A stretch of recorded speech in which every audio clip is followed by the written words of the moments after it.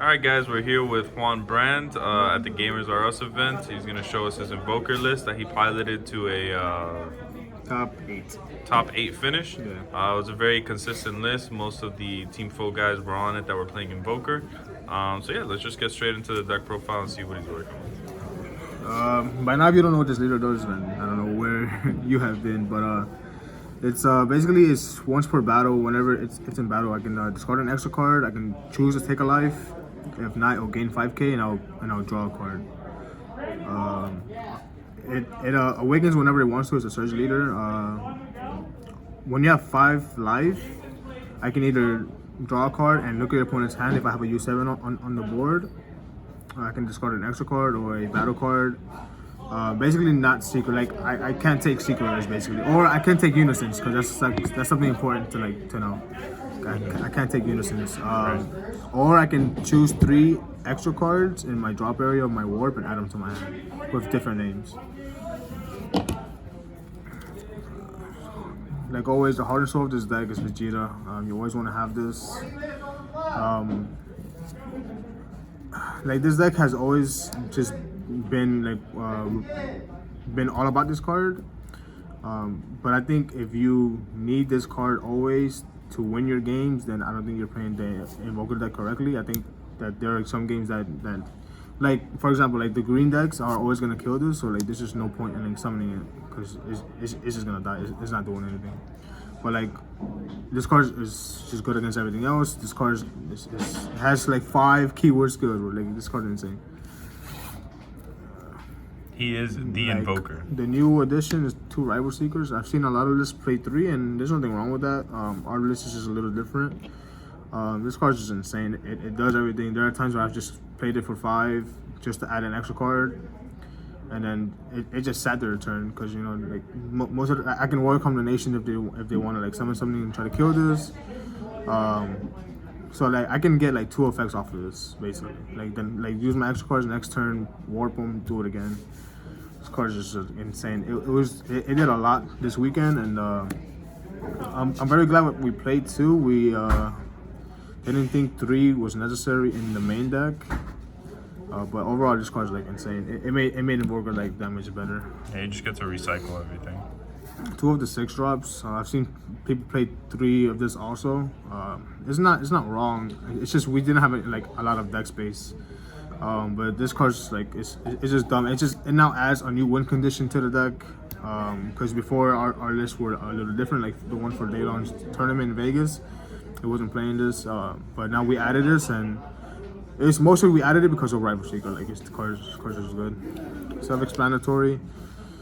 This card is just too dumb to be able to negate my opponent's basically like his turn, and this resolving like this staying on board for another turn makes it that my opponent needs 3 negates. Cause I can look at his hand, rip 1, and then this one you're forced to use a negate on this. And if you don't have another one, then I'm just gonna kill you through it. 4 Beerus super combos. We don't play Backbone anymore, and this is the main reason why. Besides the fact of it being able to like untap your energy so you can activate like a Death Beam, or you know just to have an Invoker spell open. Being able to do this now with like how like the Vegex deck plays like a lot of battle cards. You have like the Goku deck, the Green Goku deck playing battle cards. Even Boo, like our Boo matchup got a lot better because we're playing this combo. Like this card is just really good right now. I was playing 4, and then it got too much like too cloggy. Like it wasn't worth it. So 3 is fine. It did what it had to do, and it actually won me my first round or my second round, like game 1. I was able to just like take my opponent out because it mills 1. So. Yeah, just a big deal dealing with the unisons. It's right, the yeah. best way of dealing with unisons. It has double strike, so being able to keep unisons in check is just really good too. 2 of the weirdness together. This card really isn't all that good anymore. It's just good that you get to like recycle it, and if they go wide and you're able to like activate this, then that's obviously that's pretty good too. But this card was just mediocre all weekend. like turn 2, like turn 1 you'll pitch it for leader effect, and turn 2 you just add it back just to have more cycle. But it's good against like the green decks because you can just keep adding it back to your hand. But other than that, the card's not really doing anything anymore. So we either like in the future we might switch this for something else. It's not that good. 3 catastrophic blows. Like obviously, like we have the new 6-drop added to the main deck. This card has won me so many games this weekend. It was just insane. I was able to burn for 5 or 4. It's just easy. Use 2, and then my leader can add one of them back. So the card's just insane. 3 Terrigen costs. The card's still good. It's really good against like Gotenks. People think because you play against the Gotenks leader, this deck has a bad matchup. Like you can still activate your extra cards, and who cares if they draw one? So they'll keep drawing, and then you'll just use this to like put their hand back low. So this card's really good against that deck. I didn't play against one all weekend though. 3 Sleepy Boy. This card's like insane. I think like before I saw Rival Secret, and obviously we saw this card, I'm like, man, this card's like really good. Draw 2 is like so strong. It's stupid. Yeah, that card does so much for the deck. Yeah, being able to add it back, like it's really good. I don't think people like give it that much praise as it should have. This got cut down to 3 now. We were playing 4. This card got like worse for like this set. It's still good, obviously. Like the artifact, it's just good because it's a name. Like the cards is still like really good, but it did get a lot worse than what it was before. Like this card was everything, and now it's just like whatever. So trimming it was fine. 3 was fine. I didn't really like need the 4th one or wanted the 4th one. 4 Death Beams. This is probably like the only Invoker spell that's a 4 of now. It's only because like obviously they usually want to kill your opponent's battle card. Like this card basically hits every card in the game, and just having for the yard effect is really good. Yeah, you kind of force your opponent to make tough decisions if they want to attack or go in on a battle card. For blue, it's just 2 Roshis. Rios and Jamie, they're also playing Invoker, and they were playing 2 of this card, and I decided to play something else. Our list is just 1 card different, but the 1 card difference in between our decks, they don't really make much of a difference.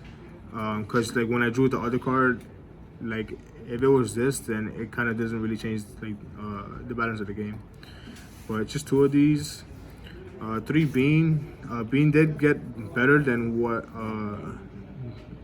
it was before. I'm pretty sure for Vegas I was playing 2, but this card did get better, and especially with like the cooler. I mean the bear super combo. I think the card did get better for the deck. Heart and Soul. TOP. Like obviously you want to see this turn 1 or like as soon as possible.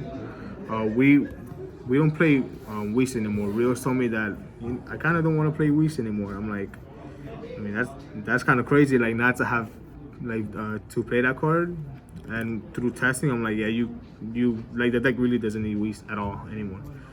So for this card,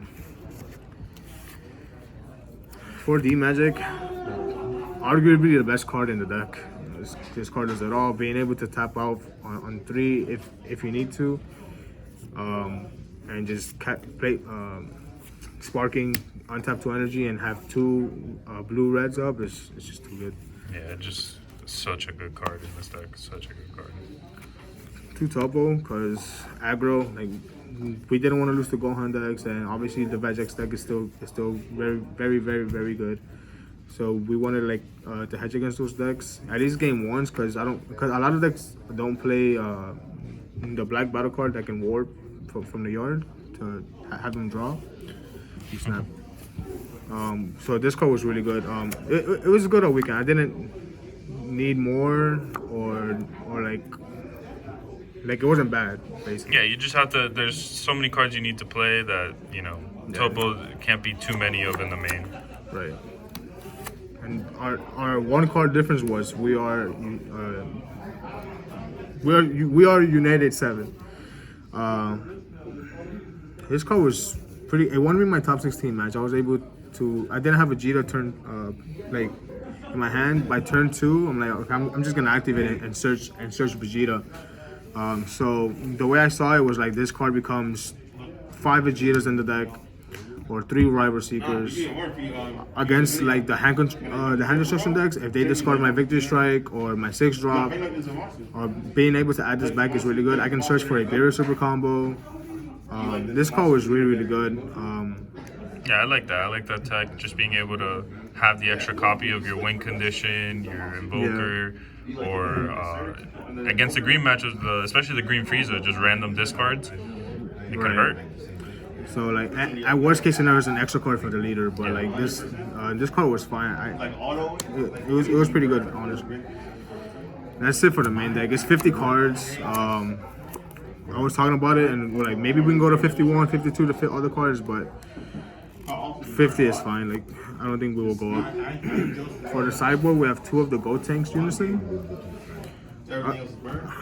Against decks that we don't want to like we saw it as why summon Vegeta when we know it's just gonna die. Like, so we can summon this. They can't really interact with it, obviously, unless they attack, but when you're summoning this, you can get rid of two battle cards or draw 2. Mostly it's gonna be for the battle cards, and it's dual attack blocker. So like it can apply pressure to their Unison, and this like tapping out is fine because you'll have D Magic probably behind this. So this card was actually really good. Unfortunately, I wasn't able to play it one time this weekend, but I understood where in like the certain scenarios that if I would have it, it would be really good. 3 weeks negate. This didn't change. It's just for like all hand decks. The decks are like super aggro, like blue even. Being able to tap a blue if it's open and untap a multicolor is really good. The 3rd Rival Seeker, just for like the matches that we felt like we needed to have more, like in the Invoker mirror, whoever resolves this, just wins the game. 2 of the Ultra Instincts. I probably will make room as best as possible to try to main this card because it's just another win card. This card is insane against blue decks. They can't really do anything to it. They can't trunks it. It has the flag. Like, this card just does it all. Like, the blue can't answer this card.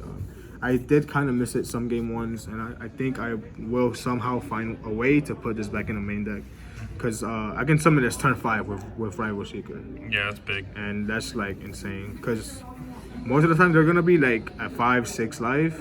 6 is like the sweet number because you just triple strike them twice. But I do want this card back in the main deck. Yeah, if blue starts becoming more popular, that card is going to become more popular too. 2 of the Beerus Wish Destroying Angel. It's just for like the decks where like for the mirror, like we know Vegeta's gonna die more than likely, or they're gonna try to rip it out of our hands, or like the green decks. Like, this is another way to have another Invoker on board after they kill our Vegeta. But most of the time, versus the green decks, they'll freeze it, whatever. So it's not really doing much, but it's still good for those situations. Like if they were to artificial impact or something. Right. 2 more topos, so it's really just self-explanatory. Like, we just want more cards, more negates versus like those aggro decks, and 20k body. Like this card just applies pressure too. Yeah, it's really good. 2 of the Kaiokens. It's mostly for the mirror, but it does have that skill. You can just tap 3 and like just blow up the board, basically, like neg the board 20k. But it was mostly for the mirror because we wanted a card cheaper than 3 energy to kill the Vegeta. So this is just 2 energy. Because most of the time they're gonna like rip the Vegeta out of your hand, and once they have theirs on board, and what you're gonna do on your turn after they pass is most likely use a Death Beam to kill the Vegeta, but that's 3 energy.